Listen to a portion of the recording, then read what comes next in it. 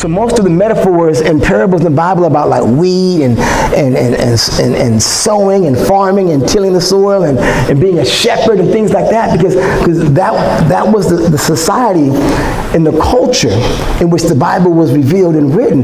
Like if the Bible was being revealed today, then you would find metaphors in there about the internet and downloading, like we said Revelation. They might say, God downloaded something in my spirit. We would use different language and metaphors and ideas to convey the same primary principles, but the language and the metaphors, they're all impacted by the society and the culture.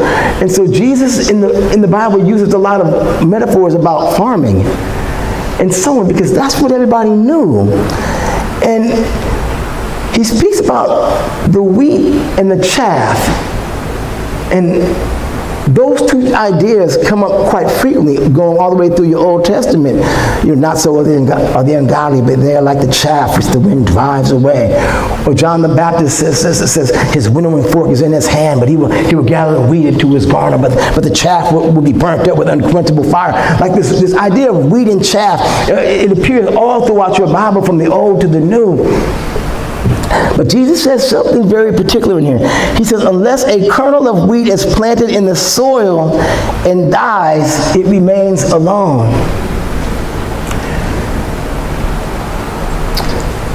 He says the wheat must be planted in the soil, then it must die. And if it does not, it will remain alone.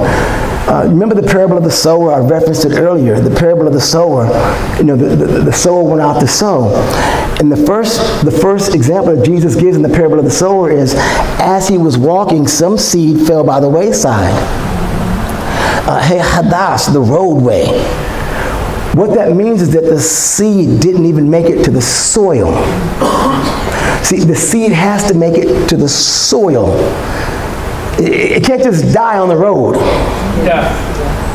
The seed is called to die, and we're going to talk about what that means for the seed to die, but it has to make it to the soil. So why am I saying that? Because I want you to understand that God has an ordained purpose for your life, but you have to make it to the right environment. Like the soil is the right environment. The seed has to fall and be planted in the soil. If the seed falls by the roadside or on the road, like it does in the parable of the sower, it doesn't do anything. The birds come and pluck it up and fly away with it, which is what Jesus says happens to that kind of seed that falls by the wayside. He said that the seed must be planted in the soil. What that means is that there is an environment. There's a particular environment that God has designed for your growth, for your development, for your progression, for your advancement. Some of us, we stay in relationships that are unfruitful for us, and we're not growing and we're not developing. That's because you're planted in the wrong soil. Like you're in this toxic relationship, or he fine and he look real good in them jeans, and I think he this and he that. Yeah, but you're not growing and you're miserable, and you got you a fine man, but you're miserable. So maybe you're not in the right environment for your growth, for your development, for your progression. And men, we do the same things. She bad, but man, you stressed all the time, and you frustrated and anxious, and maybe you ought to give that fine woman up. And maybe you're in the wrong environment to experience some growth and development and peace in your life. So you have to make it to the soil, the right soil for your growth, for the growth that God has ordained for your life, for your personality, your person. You see, sometimes you have to check the soil you're in. So sometimes you have to. A pastor once told me, he says, we're not thermometers, we're thermostats. He says Christians, we're spiritual thermostats. We're not spiritual thermometers. What is the difference? A thermometer measures the temperature. The thermostat sets it. Thermostat sets it. See, it's not enough for you just walking, ooh, it feels kind of tense in here. You just mean a thermometer. Anybody know that? You walk in the room, we all know it's tense up in here. A thermometer sets into a tense situation. All right, y'all, we got to do something. Like a thermometer, like it picks up on what the temperature is and then adjusts it. And so we have to make sure that we're in the right environment, and if we're not, we need to adjust the environment. And if the environment will not be adjusted, that means that maybe we don't need to be there. Jesus says it must be planted in the soil and die. Now, this confused me, so I began researching this. I said, how does a kernel of wheat die? Google it. Like, how does a kernel of wheat die, Jesus? Like, what is the lesson here? And so what you have to understand is the wheat, and I studied the anatomy of a kernel of wheat. Next week, because this is going to be a 2-week message, I think I'm going to put a slide up there and show you the anatomy of a kernel of wheat. But I studied, I got some nice little graphics of what a kernel of wheat looks like and the different aspects of a kernel of wheat. And one of the things I learned was this: the kernel never dies. What happens is the kernel is surrounded by chaff. The chaff is an organic part of the kernel. It grows with it. It's part of the growth process. And the chaff falls away. So in the Bible, when it speaks about his winnowing fork is in his hand, but he will gather his wheat see, the kernel of wheat, it's surrounded by chaff. Sometimes the chaff is even associated with the stork. But the kernel of wheat is the edible part. It's the thing that's beneficial. Everything else is chaff. And we're going to get into tears later. We might have to do tears next week, but tears is another important concept that Jesus lines up with the wheat. Wheat and tears, wheat and chaff. They're both powerful metaphors, but they both speak to different things. And so the chaff, the chaff is everything that surrounds the edible, beneficial part of the wheat that does not belong there. The difference between chaff and tears, remember Jesus said the tears were sown by the enemy.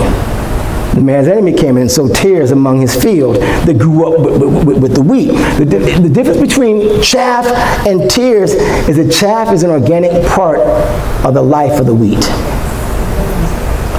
It grows up with the wheat. It's very important. Listen to me now. It grows up with the wheat as an organic part of its life. Nonetheless, Jesus says if that wheat is going to be fruitful, the chaff must break apart and die. Why am I saying that? I want you to listen to me, and I want you to listen to me carefully, because I'm talking to everyone in this room. As you go through life and you grow from season to season, from stage to stage, there are all these beautiful things that develop in your life. The problem is there's a lot of chaff that develops right along with the beautiful things. And it grows up right alongside the beautiful things. And the chaff has to be seasonally sifted and broken apart so that the beneficial, edible part, the good thing that God produced. I'll give you an example. You ready for the example? All the best things in my life, not the best things, all the best growth I've experienced in my life came side by side with my deepest pain. They were side by side. Like all my deepest growth, if there's anything you think is good about me, like, oh, he does this or that, I guarantee you some pain surrounded the process of developing these things. At some point in time, I need to seasonally stop and make sure that I'm allowing the chaff to die. That I'm, while not discarding the kernel of wheat, the good thing that God developed in my life. So you go through a season of life, and for instance, some of the losses in my life have taught me to depend on God. Yes, that's right. Things or people I love, the loss of my freedom, like the loss of my friend group, the loss of whatever the loss of this person or that, all these losses, they were painful. I cried over some of them. They were painful, they hurt. But in the midst of all that pain, I found myself stronger than I ever thought I could be. Not stronger physically, like I could punch a bigger hole in the wall, but stronger like, wow, I can stand up under that kind of pressure. Like I can walk through that kind of pain and not break.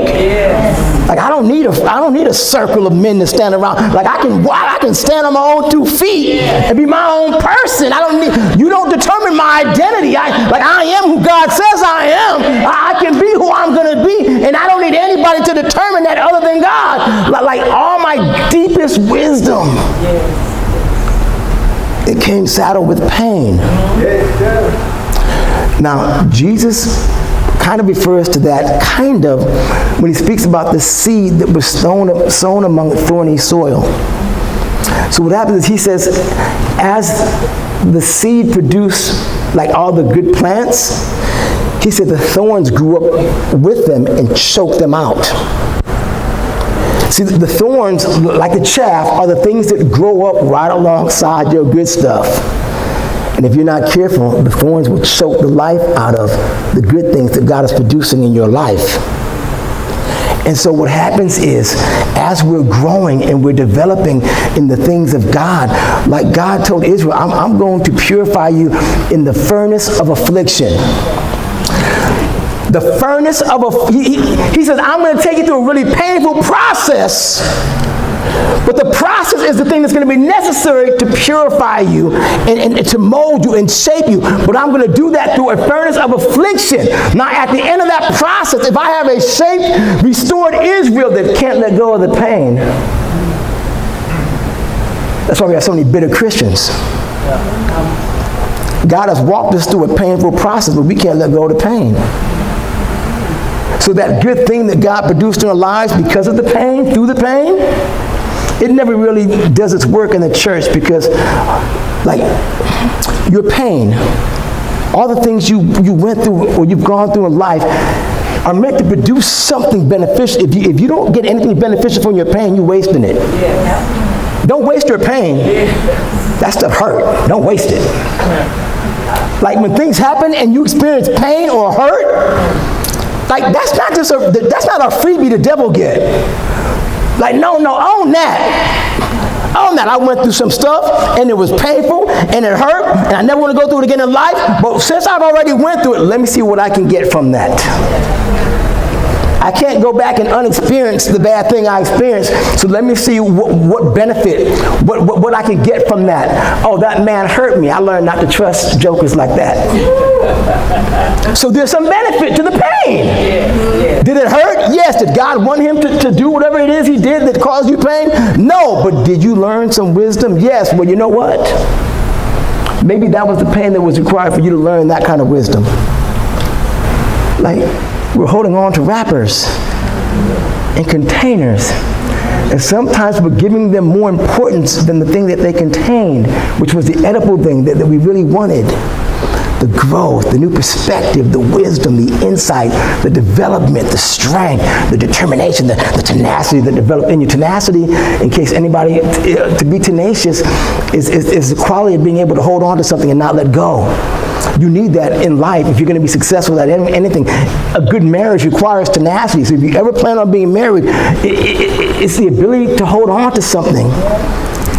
And no matter how much you're being pulled from it, you hold on to it. It's tenacity. It's tenaciousness. I'm not letting go. See, you develop that in pain. Like it's like Jacob, I would not let you go unless you bless me. Like I'm not letting go. Like, I wouldn't let go of God in my life because I had nothing else. There was nothing else left. And I refused to let go of God no matter how bad I wanted to. No matter how bad I wanted to just drown in this or drown in that or give myself to this or give myself to that. I'd done all those things before and I knew that they weren't life producing. I'm like, God, like I really don't like you right now, but I'm not letting go. I'm just being honest. That's how I felt sometimes. I really don't like the idea of, I'm really not a fan right now, but I'm not letting go. And I'm going to worship you. And I'm going to praise you. And I'm going to stick with you, even though I don't feel like going to church. I don't feel like praying. I don't feel like studying this book. I don't feel like doing any of this stuff right now, but I'm not letting go because I have nothing else. See, but it takes a lot of pain to get somebody to that kind of a place. Does that make sense? But I can't hold on to the pain. I just have to hold on to the place it brought me to, which was a deep intimacy with God.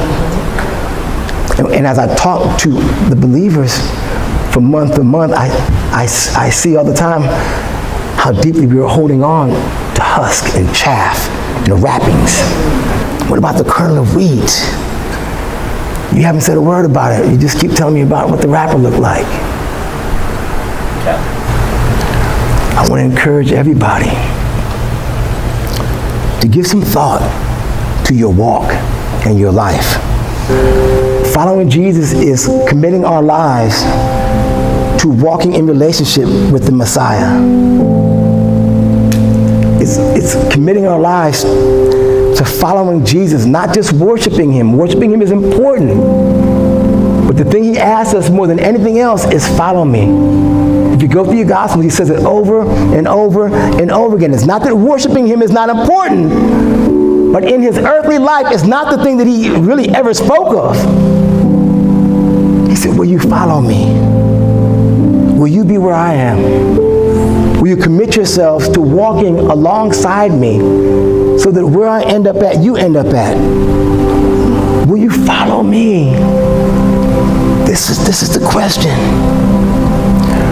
But following him requires letting some things die. It requires looking at our lives and taking an honest assessment of our lives and saying, you know what? I've developed a lot of good things over here, but I've also developed some resentments along the way. That's the chaff that needs to die in your life. Amen?